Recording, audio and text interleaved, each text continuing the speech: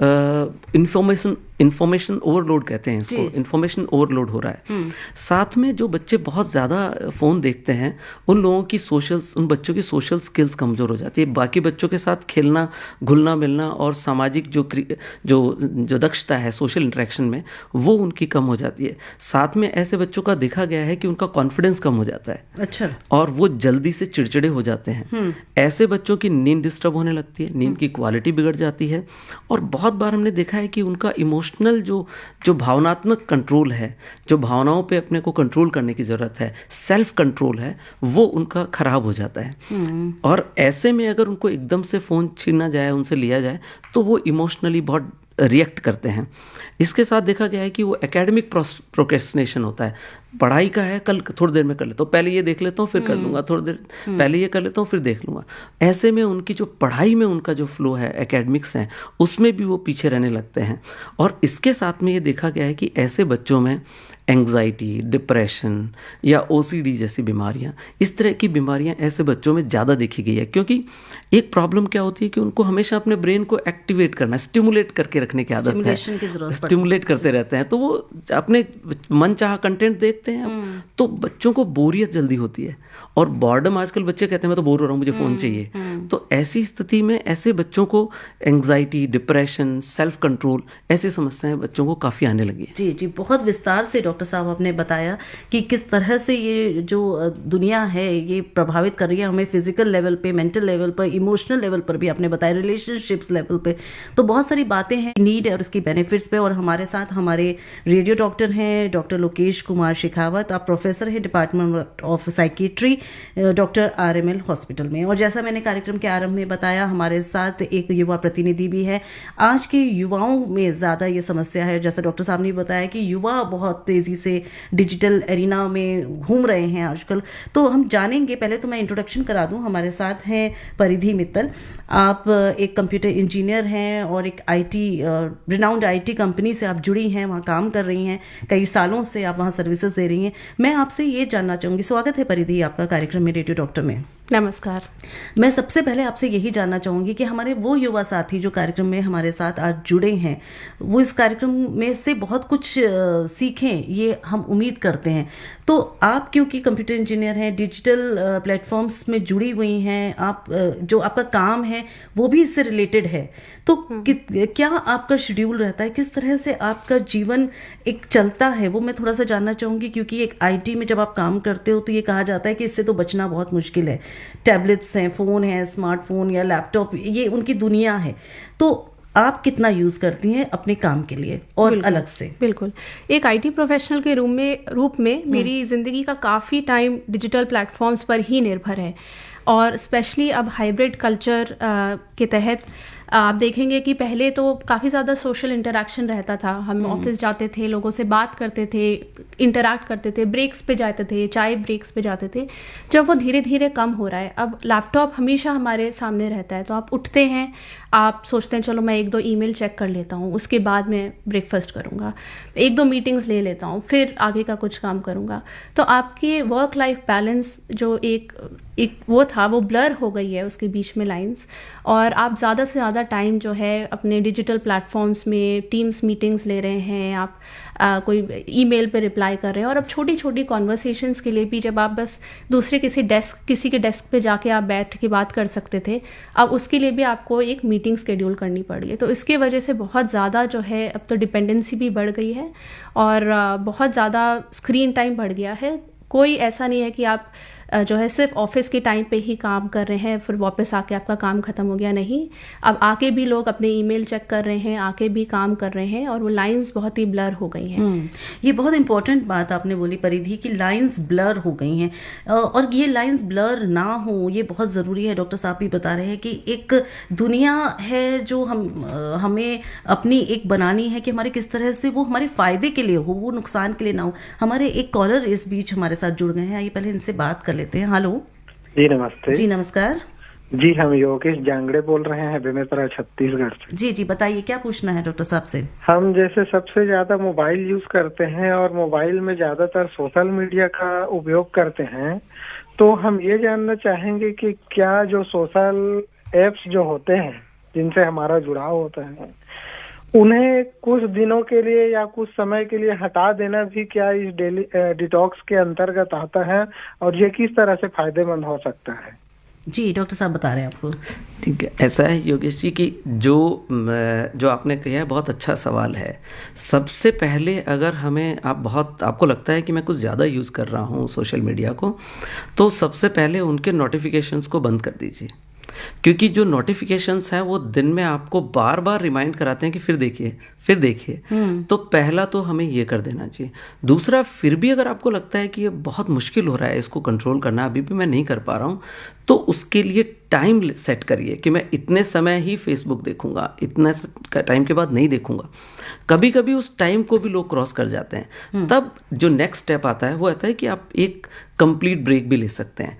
वैसे तो हम ये प्रेफर करते हैं कि हमेशा एक सेल्फ कंट्रोल का मैकेनिज्म रखना चाहिए, एक टाइम लिमिट सेट करके, क्योंकि वो सेल्फ कंट्रोल वाला जो मैकेनिज्म वो सबसे ज़्यादा काम करता है। परंतु अगर आपको लगता है कि कुछ टाइम के लिए ये बहुत ज़्यादा परेशान कर रहा है, बहुत ज़्यादा मैं इसको करने लगा हूँ, तो आप कुछ समय के लिए इसको अनइंस्टॉल कर दीजिए और कुछ टाइम के बाद उसको वापस इंस्टॉल करिए। आप टाइम लिमिट सेट करिए कि मैं 1 महीने या 15 दिन या 3 दिन या 5 दिन, उसके बाद इसको वापस स्टार्ट करूँगा। इससे आपका जो इस पे जो कंट्रोल ख़त्म हो गया है वो वापस आने लगेगा। तो बहुत अच्छी जानकारी डॉक्टर साहब ने दी कि किस तरह से डिटॉक्स करना चाहिए, शुरुआत कहाँ से करनी चाहिए। थोड़ी सी देर के लिए बंद करें पहले, है ना डॉक्टर साहब? हाँ। और मैं वहीं पे फिर से आऊँगी कि परिधि हमें बता रही थी कि किस तरह से आज के टाइम में जो आईटी में काम कर रहे हैं ख़ास तौर पर, क्योंकि वो आईटी से जुड़ी हुई हैं, ये एक लाइन जो है वो ब्लर हो गई कि कहाँ पर मी टाइम है और कहाँ ऑफिस टाइम है।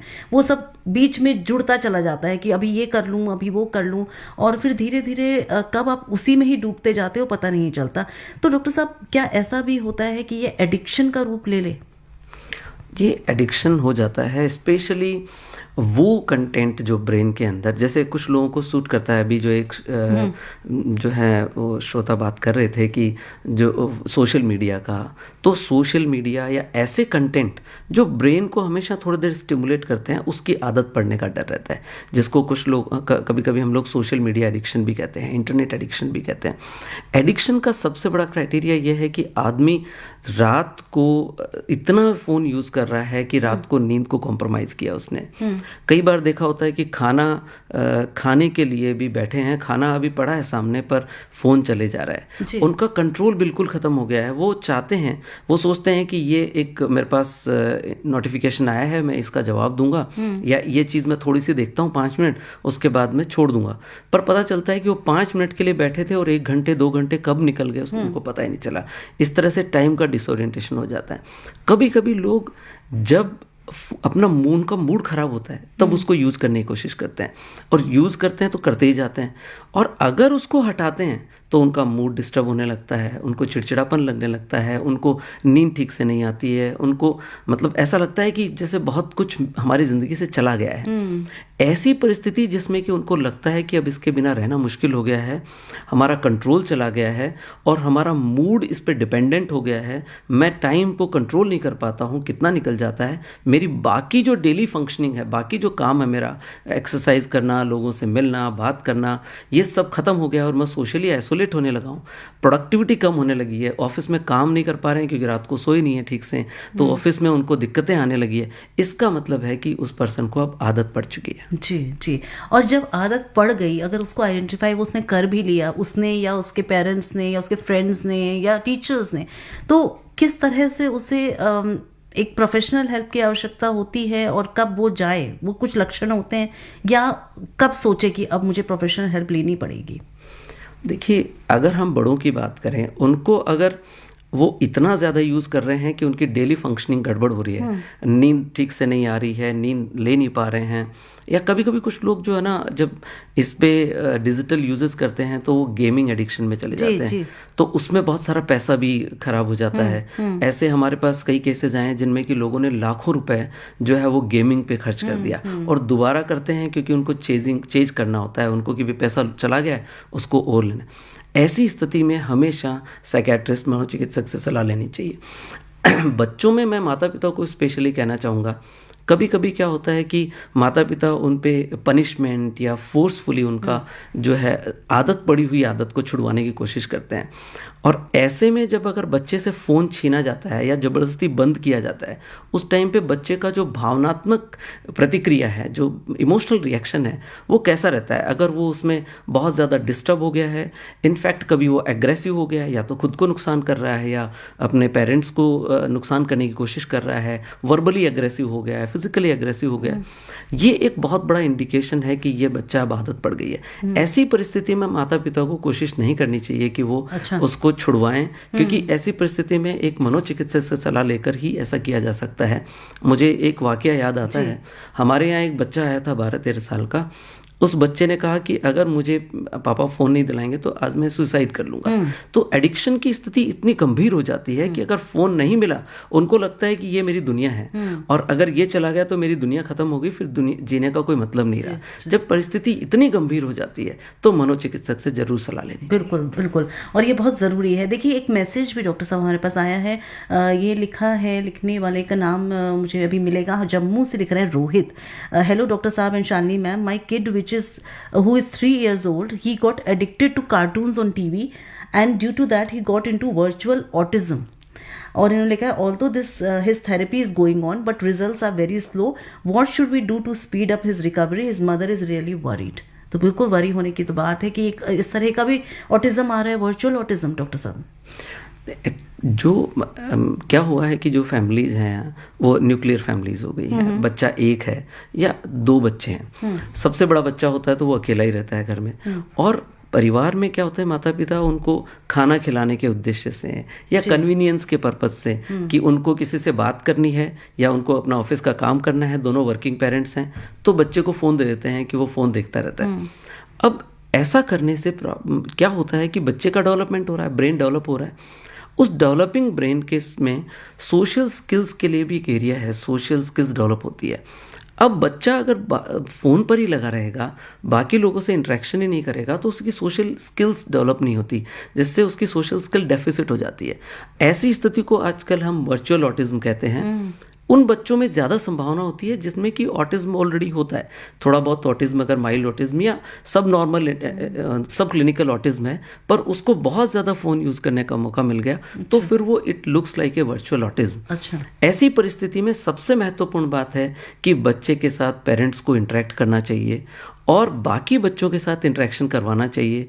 फ़ोन उनको कम से कम देने की कोशिश करनी चाहिए, और कन्वीनियंस के लिए तो बिल्कुल नहीं दे। बच्चा रो रहा है, फ़ोन दे दिया, क्योंकि बच्चे को रोते हुए को फ़ोन दे दिया, खाना खिलाने के लिए फ़ोन दिया, तो बच्चे के दिमाग में एक लर्निंग होती है कि अगर मुझे रोना आया या कुछ मेरी इमोशनली डिस्टर्ब हुआ या मैं भावनात्मक रूप से कमज़ोर हूँ, मेरा मूड ख़राब है, तो फ़ोन ही ऐसा है जो मेरी इस परिस्थिति, इस समस्या का हल कर सकता है। ये लर्निंग बहुत ख़राब होती है। इसकी वजह से फिर उनका सोशल इंटरेक्शन और कम होने लगता है और आइसोलेट होकर वर्चुअल ऑटिज्म जैसा दिखने लगता है। जी, एक साइकिल बन जाती है कि एक साइकिल। जी जी, एक्सेप्टेंस उसको हो गया। हमारे कॉलर इस बीच में हमारे साथ हैं फोन लाइन पर। हेलो जी, अपना नाम बताइए। सुरेंद्र जी बोल रहे हैं?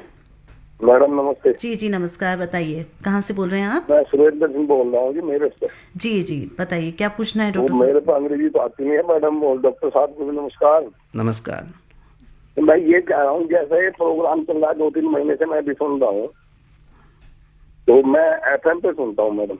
जी जी बताइए। तो इसमें जो है, जैसे ये फोन, ये तो चीज हकीकत है, क्या मैं भी देख रहा हूँ, वैसे तो मैं बहुत मजदूर वर्ग में रहता हूँ, ये चीज तो बढ़िया बनाई है कि आदमी का सेकंडों में पता भी लगे और कोई चीज का वो भी करते हैं।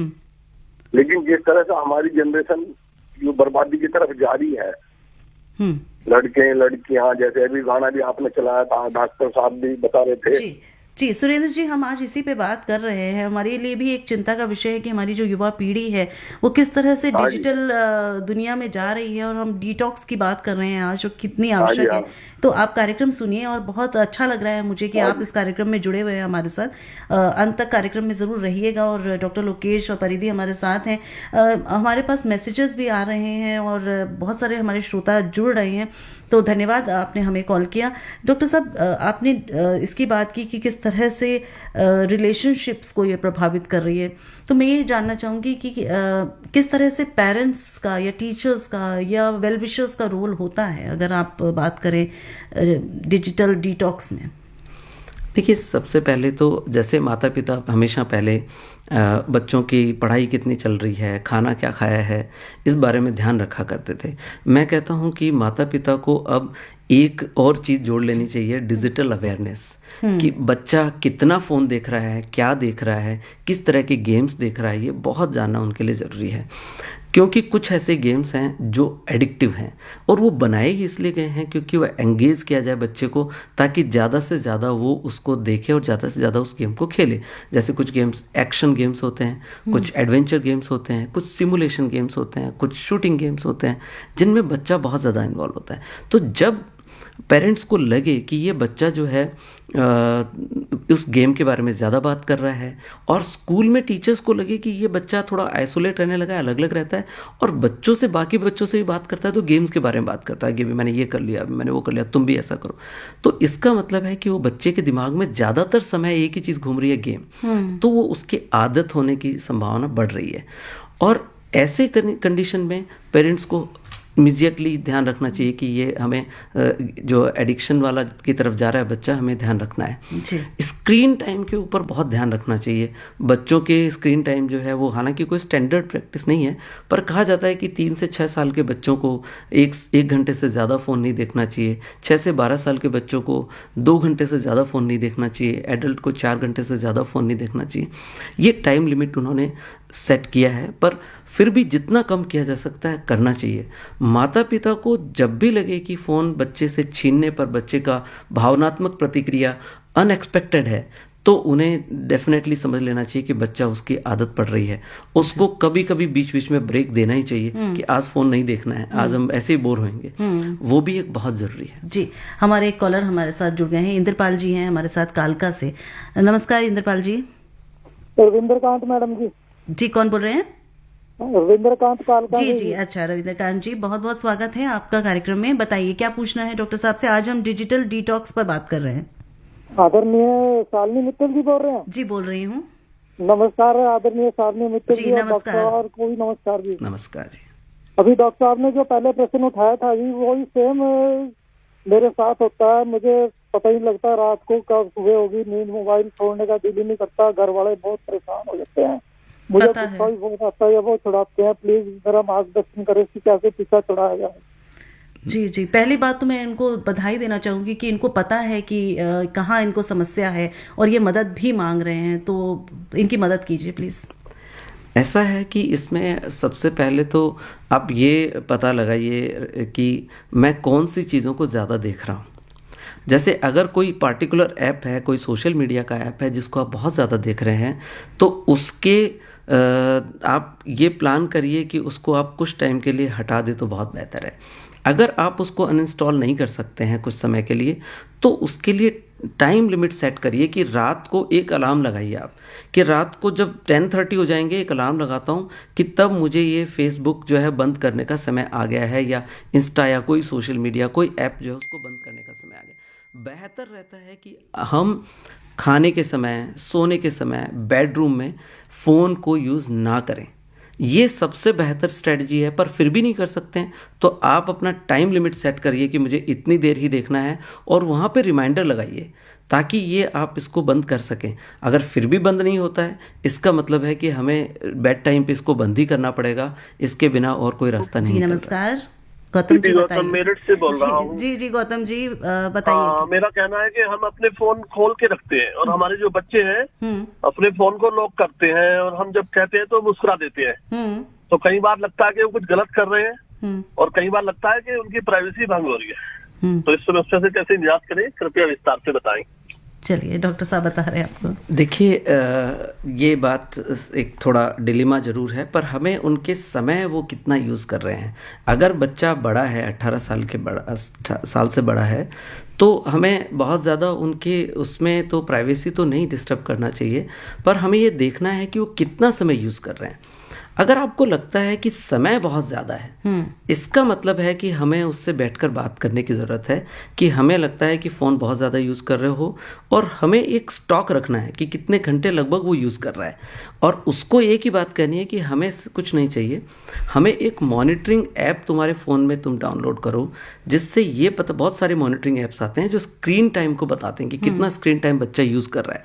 तुम अपने फ़ोन में ये मॉनिटरिंग ऐप डाउनलोड करो और हमें उस ऐप पे ये बता दो कि कितने घंटे स्क्रीन टाइम तुम यूज़ कर रहे हो, और उसमें बच्चे से बात करके कि जो यूज़ कर रहा है वो क्या किस तरह की चीज़ें यूज़ कर रहा है। बच्चे सोशल मीडिया पे कुछ समय के लिए ज़रूर यूज़ करते हैं, कुछ कुछ उनके कॉन्फिडेंशियल इश्यूज़ होते हैं, परंतु अगर वो समय से बहुत ज़्यादा है, अगर वो रात को सो भी नहीं रहे हैं, अपनी दिनचर्या को जो है उनकी डिस्टर्ब हो गई है, और वो अपने जो एकेडमिक और अपने जो काम है वो उनका हैम्पर हो रहा है, डिस्टर्ब हो रहा है, इस समय आपको उससे बात करके और साइकियाट्रिस्ट से सलाह लेना ज़्यादा बेहतर रहता है। जी। और परिधि हमारे साथ हैं। परिधि, डॉक्टर साहब बता रहे हैं कि बहुत ज़रूरत है कि एक ऐप होना चाहिए जिसको जो ये मॉनिटर करे कि कितनी देर तक आप स्क्रीन पे हैं। तो पहले तो मैं जानना चाहूँगी कि आप और आपके जैसे युवा साथी हैं, क्या आप लोग इस ऐप को यूज़ कर रहे हैं? जी बिल्कुल, मैं तो काफ़ी ज़्यादा ऐसे ऐप्स को यूज़ करती हूँ, और जैसे डॉक्टर साहब ने कहा, आप इंडिविजुअल ऐप में भी इनबिल्ट भी काफ़ी ज़्यादा मैकेनिज़म्स होते हैं जिसमें आप अपना लिमिट लगा सकते हैं कि मुझे सिर्फ 1 घंटा करना है, 2 घंटा करना है, वो ऑटोमेटिकली उसके बाद उसे बंद कर देगा। It will give you an option कि अगर आप you want to do extended by 5 minutes 15 minutes, आपको वो बस रेजिस्ट करना है, बट उससे आप देखेंगे आपको काफ़ी ज़्यादा फ़ायदा होगा। So you really have to curb down on your screen time. और मैं इसमें एक स्टैट भी शेयर करना चाह रही थी। मैंने रिसेंटली कहीं पढ़ा था कि एक एवरेज इंडियन रोज़ लगभग 6 से 7 घंटे स्क्रीन पर बिता रहे हैं। लॉक कर लेते हैं अपना फ़ोन, वो आपको लगता है सही है कि गलत है? आप लॉक करती हैं अपना फ़ोन? नहीं, वो तो हर इंडिविजुअल पे डिपेंड करता है, बट जैसा डॉक्टर साहब कह रहे थे, पेरेंट्स को बहुत मतलब एज यू वर सेइंग कि सोशल एक अवेयरनेस ऑफ व्हाट हिज और her kid is consuming is very important, because आजकल सब कुछ इतना एक्सेसिबल है for any kid, and the screen time is increasing so much, so there needs to be some kind of monitoring. Exactly. और जी, बहुत सारी बातें भी हो चुकी हैं, समय भी तेज़ी से भाग रहा है, लेकिन बहुत सारे मैसेजेस हमारे पास आ चुके हैं, और डॉक्टर साहब भी हमें बाद में बताएंगे, और फिर हम परिधि आपके पास फिर दोबारा आएंगे कि किस तरह से डिटॉक्स करने के स्टेप्स हो सकते हैं। वो टिप्स हम अपने श्रोताओं तक ज़रूर पहुँचाना चाहेंगे। डॉक्टर साहब, सागर मखीजा जी हमें लिख रहे हैं विजयपुरा कर्नाटका से कि ये 25 साल के हैं, और ये बोल रहे हैं कि how can we get rid of social media addiction? Whenever I open my phone to do some important work, I end up using social media, forgetting my important work. एक तो ये प्रश्न है इनका। दूसरा ये बोल रहे हैं, how can we stay away from digital things in this modern era? Third है, how one can bring self discipline and do digital detox efficiently. तो हम ये बात कर ही रहे थे कि हम टिप्स पे बात करेंगे, इन्होंने प्रश्न कर ही लिया है, तो बताइए। देखिए, सबसे पहले तो अगर सोशल मीडिया का एडिक्शन जैसा महसूस कर रहे हैं, तो उसके लिए उस सोशल मीडिया का नोटिफिकेशन टर्न ऑफ कर देना चाहिए। क्योंकि क्या होता है कि फ़ोन उठाया है किसी इंपॉर्टेंट काम के लिए, और पता चलता है कि नोटिफिकेशन पे देखने का लगा कि कुछ इंटरेस्टिंग है, वो इंटरेस्टिंग में ऐसे चले गए कि उसके बाद उनका जो सारा का सारा जो ब्रेन है that is diverted to only one thing, कि वो जो कर रहे थे उसमें चले गए। उसके बाद 15 मिनट बाद याद आता है कि मैंने किस उद्देश्य से फ़ोन को उठाया था। तो अगर नोटिफिकेशन टर्न ऑफ कर देंगे, एक बहुत बड़ा फ़ायदा होगा। दूसरा ये है कि अगर रात को भी यूज़ कर रहे हैं और उनको लगता है कि ये टाइम लिमिट कुछ ज़्यादा ही क्रॉस हो रहा है, तो उनको साइकियाट्रिस्ट की सलाह लेनी चाहिए। क्योंकि जब ये इतना बढ़ जाए कि जब रात को सो नहीं पाते हैं, अपने काम को हैम्पर कर रहे हैं, तो ये साइकियाट्रिस्ट ही उनकी मदद कर सकते हैं। क्योंकि जो कहते हैं कंपल्सिव सर्किट्स होते हैं ब्रेन के अंदर, ऐसा सर्किट है जो कंपल्शन को बना देता है, जिसमें कि आदमी रिवॉर्ड जो है डिपेंडेंस हो जाता है, तो इमीडिएटली उसको स्टिमुलेशन चाहिए। कंपल्सिव हो गया है, आदत सी पड़ गई, नहीं करें तो वो बहुत खालीपन और लोनलीनेस और भावनात्मक रूप से टूटा हुआ महसूस करते हैं। ऐसी स्थिति में मनोचिकित्सक ही उनकी सलाह, साइकियाट्रिस्ट उनकी हेल्प कर सकते हैं। जी, हमारे बहुत सारे श्रोता इस कार्यक्रम को बेहद पसंद कर रहे हैं।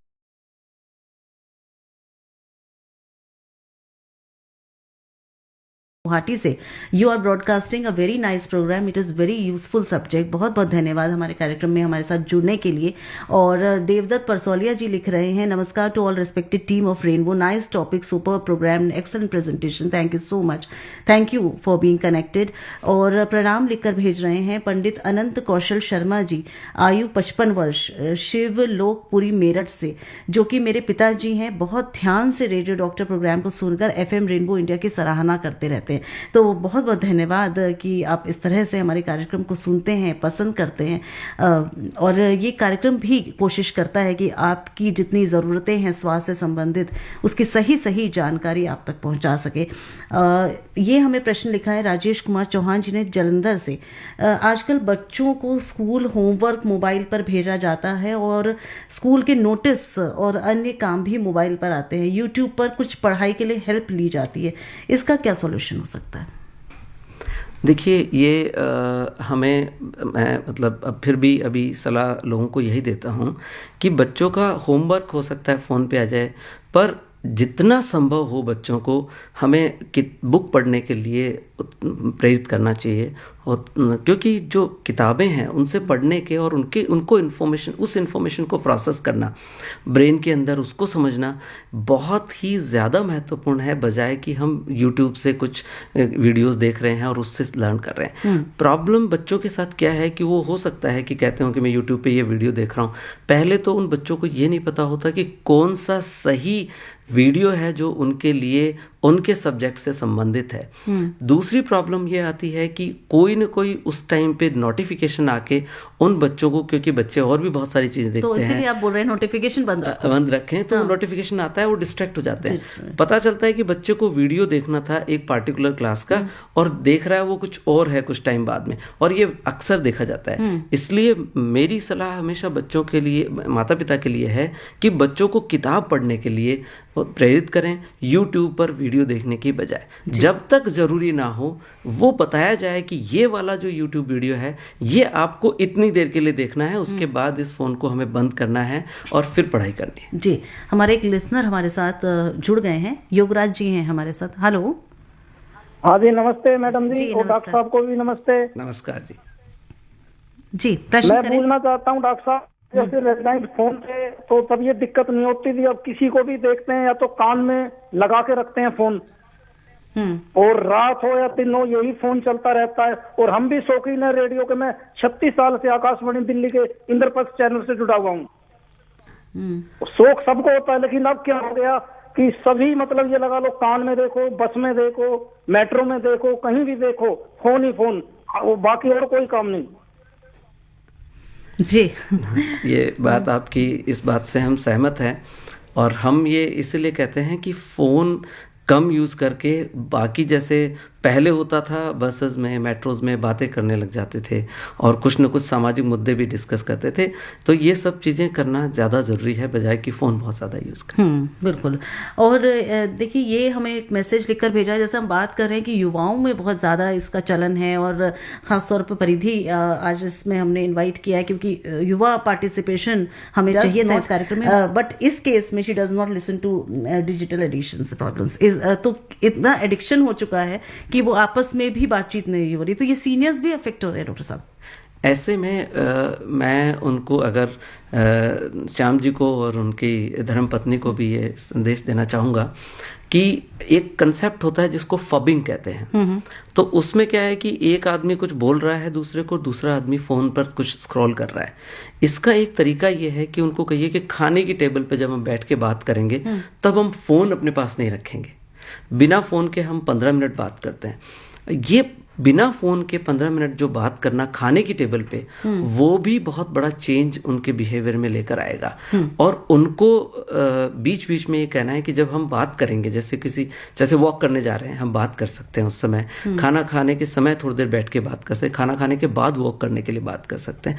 ऐसे समय में उनको फ़ोन हटा करके, फ़ोन हम यूज़ ही नहीं करते, फ़ोन घर पे रख के जाते हैं, वॉक करने चलते हैं 10 मिनट, ये रिलेशनशिप को इम्प्रूव करता है। इसलिए मैंने कहा भी है कि फबिंग अवॉइड करनी चाहिए, स्क्रोलिंग उस समय अवॉइड करना चाहिए जब एक दूसरा आदमी किसी से बात कर रहा है, तो वो रिलेशनशिप डिस्टर्ब हो रहा है। जैसे श्याम जी बता रहे हैं कि उनका जो रिलेशनशिप है वाइफ के साथ, वो इस तरह से डिस्टर्ब हो रहा है। तो वही बात है कि हम ये कार्यक्रम कर इसलिए रहे हैं कि डिटॉक्स की आवश्यकता है श्याम जी, आपको भी और आपकी वाइफ को भी। और जैसा सर बता रहे हैं यहाँ पर, वो टिप्स हम चलते चलते जरूर डॉक्टर साहब से लेना चाहेंगे। पहले मैं परिधि आपसे पूछना चाहूंगी कि आपने बताया कि मैं बहुत सारी ऐसी चीजें कर रही हूँ जिससे कि मैं अपनी लाइफ को इम्प्रूव करने की कोशिश कर रही हूँ कि ये जो डिजिटल मीडिया है मेरे ऊपर हावी ना हो।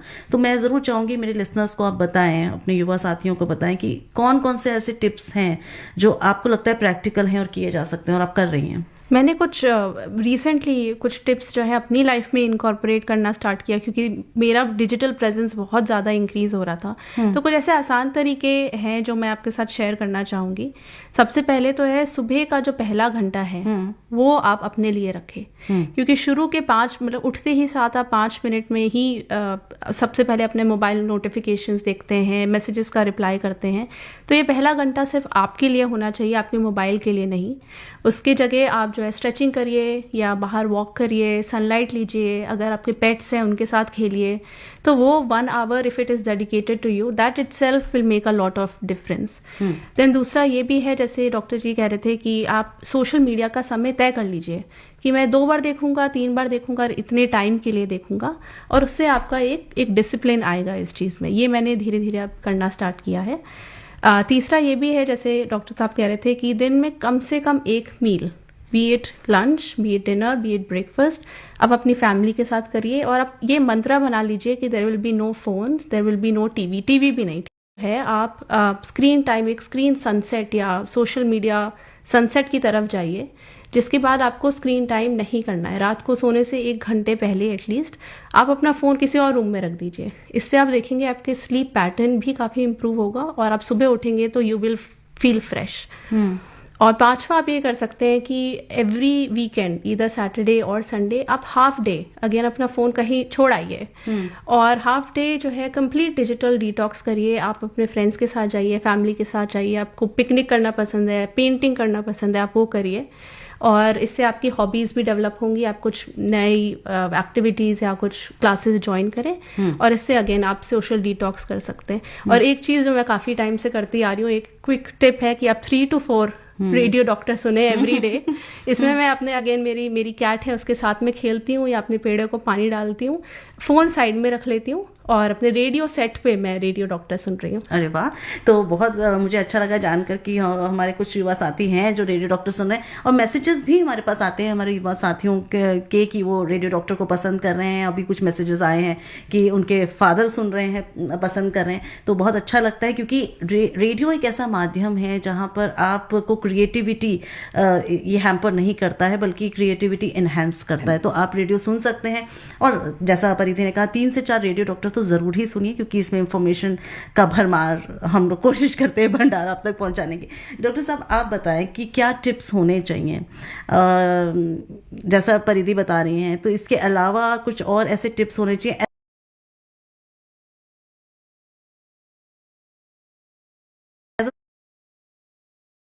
के समय फ़ोन यूज़ करना कम करना चाहिए, वो स्लीप को डिस्टर्ब करता है। कभी कभी क्या उसमें ऐसे नोटिफिकेशंस आते हैं जो आपके माइंड को डिस्टर्ब कर सकते हैं, अपसेट कर सकते हैं, इमोशनली डिस्ट्रेस कर सकते हैं। कुछ ऐसी खबर जो आपके मन को विचलित कर दे, कोई ऐसी खबर जो थोड़ी फीलिंग्स ला दे, जेलस की फीलिंग ला सकती है, डिस्गस्ट की फीलिंग ला सकती है, घृणा की ऐसी घटिया चीज़ें भी हो सकती है दुनिया में, या इतना अच्छा भी हो सकता है। ये सब चीज़ें जो है वो मन को विचलित करती है, आपकी रात की नींद को या तो फ़ोन यूज़ करने की वजह से डिस्टर्ब हो जाएगी, या वो जो प्रोसेसिंग चली गई है ब्रेन में उसकी वजह से डिस्टर्ब हो जाएगी। जी। दूसरा, मैं जो इसको यूज़ करने के लिए एक मैंने निमोनिक बनाया है, मस्त यूजेस करें, डिजिटल यूज़ करें मस्त तरीके से। मस्त तरीके से ये है, एम का मतलब है कि मॉनिटरिंग एप्स डाउनलोड करिए। ओके। तो कौन कौन से एप्स हैं जो उनको डाउनलोड कर लीजिए ताकि पता रहे कि कितना आप फ़ोन यूज़ कर रहे हैं। ए का मतलब है अवॉइड फबिंग। अगर आपको मौका मिल गया है लोगों से बात करने का तो उस टाइम अपने फ़ोन को स्क्रॉल नहीं करें, उनसे बात करिए। बात करने का जो आनंद है वो फ़ोन देखने से कहीं बहुत ज़्यादा अच्छा है। सेट लिमिट्स, एस का मतलब है सेट लिमिट्स। लिमिट सेट करिए कि मुझे रात को सोते वक्त फ़ोन यूज़ नहीं करना है, इतने घंटे से इतने घंटे के बीच में यूज़ नहीं करना है। जैसे परिधि बोल रही थी कि हमें इस समय के समय सुबह 1 घंटा हमें यूज़ नहीं करना है, ऐसे लिमिट सेट करिए। चौथा टी जो है, मस्त का टी जो है वो है टर्न ऑफ नोटिफिकेशंस। जितने भी नोटिफिकेशंस आते हैं उनको टर्न ऑफ कर दीजिए, क्योंकि वो आपको डिस्ट्रैक्ट करेंगे, आपकी अटेंशनल इम्पेयरमेंट बढ़ाएंगे और आपको डिजिटल डिमेंशिया या चीज़ों को भूलने की आदत बढ़ने का डर रहता है। आपका टाइम मैनेजमेंट को वो डिस्टर्ब करते हैं। जी जी जी, बहुत अच्छी बात है डॉक्टर साहब ने बताई। और फ़ोन पे एक सुविधा होती है म्यूट करने की, आप उसको म्यूट कर सकते हैं, एयरप्लेन मोड पे डाल सकते हैं, बंद कर सकते हैं। और ये समय समय पर करना बहुत ज़रूरी है, क्योंकि यही आपको डिटॉक्स करेगा।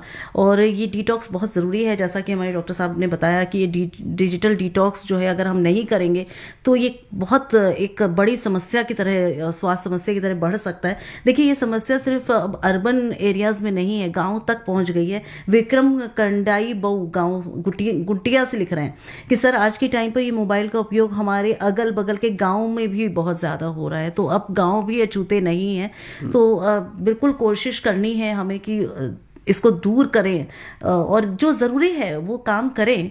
ऐसा नहीं है, आजकल AI का ज़माना है, बहुत सारी चीज़ें हैं कि हम टेक्नोलॉजी का यूज़ कर रहे हैं, ये तो है, पर टेक्नोलॉजी का यूज़ हम अपनी बेहतरी के लिए करें।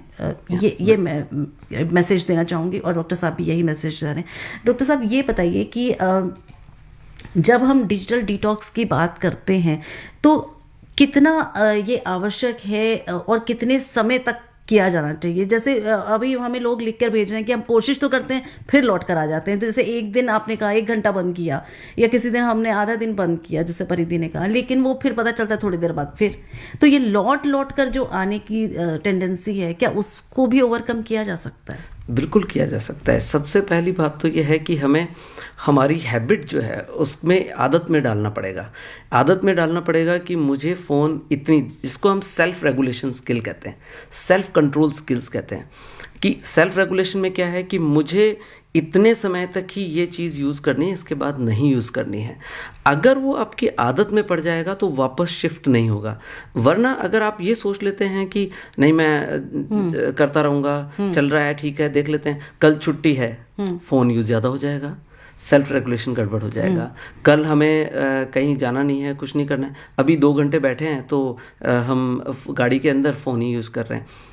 ऐसे समय पे कोशिश ये करनी चाहिए कि हम कुछ ऐसा करें जो कि फ़ोन के बिना हो सके। आप चल रहे हैं, 2 लोग अगर तो बातें करिए, और अगर कुछ और नहीं हो सकता है तो अपने साथ एक बुक रखिए, बुक लेकर उसको पढ़ने लग जाइए, और नहीं हो तो रेडियो सुने, वो आपको बहुत अच्छा समय आपका निकल जाएगा। पर वो ब्रेन को हमेशा स्टिमुलेट करने की आदत ना डालें। और मैं ये स्पेशली कहना चाहता हूँ कि बोरियत की आदत हमारे लिए ज़रूरी है, ब्रेन को थोड़ा बोर भी होना ज़रूरी है, तभी उसको पता चलता है कि स्टिमुलेशन की वैल्यू क्या है। अगर हम स्टिमुलेशन करते रहेंगे तो ब्रेन को आदत हो जाएगी और वो फिर ओवर ग्रेटिफिकेशन डिमांड करता है, इसलिए लोग बार बार स्लिप होते हैं। बेहतर रहता है कि हम उसको कंट्रोल में रखें, लिमिट में रखें, रेगुलेट करें, अपनी सेल्फ रेगुलेशन स्किल्स को बढ़ाएं। जी, और एक और बहुत ज़रूरी बात बीच में हम कर रहे थे, पेरेंट्स और टीचर्स का भी रोल होता है, और अपने बड़े बूढ़े जो चीज़ समझते हैं अगर हम उनके सानिध्य में रहें वो भी बहुत ज़रूरी है। तो किस तरह से पेरेंट्स एक रोल मॉडल हो सकते हैं? क्योंकि आजकल हम देख रहे हैं कि हमारी जनरेशन भी बहुत इसका इस्तेमाल कर रही है। तो कई बार ऐसा होता है कि मैं बच्चों को तो मना करती हूँ पर मैं खुद ही फ़ोन पर लगी होती हूँ या गैजेट्स पर लगी होती हूँ। तो किस तरह से एक रोल मॉडल बनना पड़ेगा पेरेंट्स को? देखिए, ये बहुत महत्वपूर्ण है। कभी कभी आजकल अक्सर देखा जाता है कि पेरेंट्स बच्चों को मना कर रहे हैं फ़ोन यूज़ नहीं करो और खुद यूज़ करते, तो बच्चे फिर क्वेश्चन